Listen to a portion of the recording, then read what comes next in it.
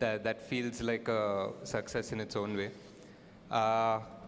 And yeah, I think 1 week I think collections avanni pakkan pedte, I just think a lot of people have been coming and saying thank you for making this film.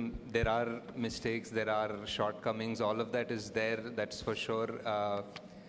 I think some of it we knew, some of it we didn't expect, but more than that, on a larger picture, on a 3-hour, 180-minute film, for the most part, people loved it, and oka manchi cinematic experience anedi aithe one common word that we heard. So oka cinema theater ki elli oka kotta experience laga feel ayi bayitiki raavadam anedi is what the whole point of cinema is, and I'm glad we managed to do that in some form or the other. So thank you, and thanks for waiting again. Nageshwan garu. Hi sir, Nageshwan here sir. Hi and hi. First of all, congrats sir. ఒక epic black బస్టర్ని Indian సినిమాకి మీరు ఇచ్చినందుకు, and కంటిన్యూగా success కొట్టే డైరెక్టర్ల జాబితాలో మీరు చేరినందుకు, so congrats అండి. Thank you.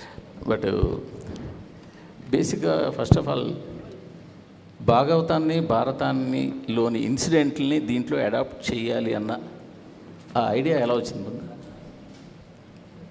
అంటే మనం ఆల్మోస్ట్ మన తెలుగు సినిమా అంటే మనకు ఫస్ట్ గుర్తొచ్చే పేరు మాయాబజార్ కదా sir.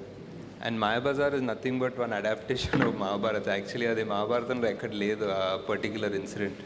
It's one sort of interpretation, one creative fiction. So అక్కడ నుంచే వచ్చింది సార్ యాక్చువల్లీ ఇన్స్పిరేషన్. బట్ మీరు కొన్ని వందల సంవత్సరాల తర్వాత కాశీ నగరం కావచ్చు, ప్రపంచం కావచ్చు, చాలా దారుణమైన పరిస్థితుల్లో ఉన్నట్టుగా సినిమా ఎత్తుకోవడమే అక్కడ ఎత్తుకున్నారు. బట్ ఎత్తుకున్న తర్వాత మాత్రం కాశీ నగరంలో నడిచే సన్నివేశాలు ఏది కూడా ఎక్కడ నాట్ 1% పెయిన్ చూపించలేదు. ఈవెన్ హీరో కానీ, బ్రహ్మానందం కానీ, ఆఖరికి పాన్ వేసుకునే ఓల్డ్ లేడీ కానీ, సో వాళ్ళంతా చాలా జోవియల్గా ఉంటారు. సో ఆ స్టార్టింగ్లో ఆ వెహికల్లో మాత్రమే పెయిన్ చూపించారు. సో కాశీలో ఎక్కడ పెయిన్ చూపించారు. అదొక చిన్న common man doubt.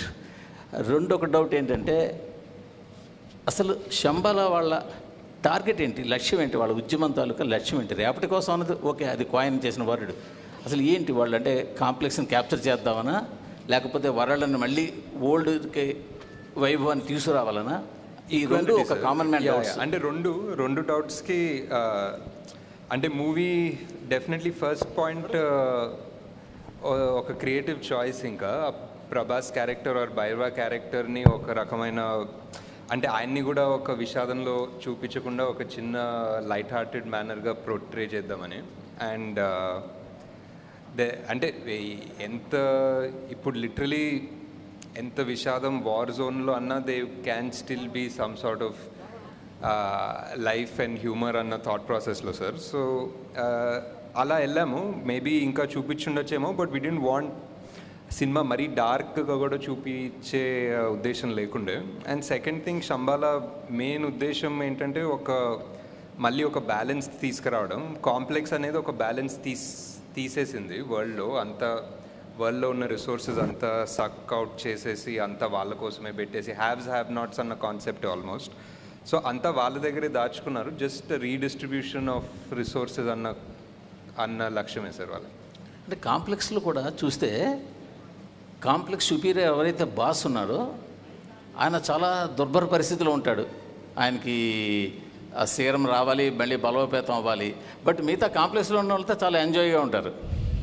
But what is ఇంకా అతనికి ఏముంది దానివల్ల అన్న కొన్ని మోర్ క్లారిటీగా ఇంకా పార్ట్ 2లోనే తెలుస్తాయి sir. Nageshwan, this is Sangeeta here. Hi. Hi. You started writing this story about 4 years ago, approximately. At what stage of scripting did you realize that, it's becoming something so massive because you are bringing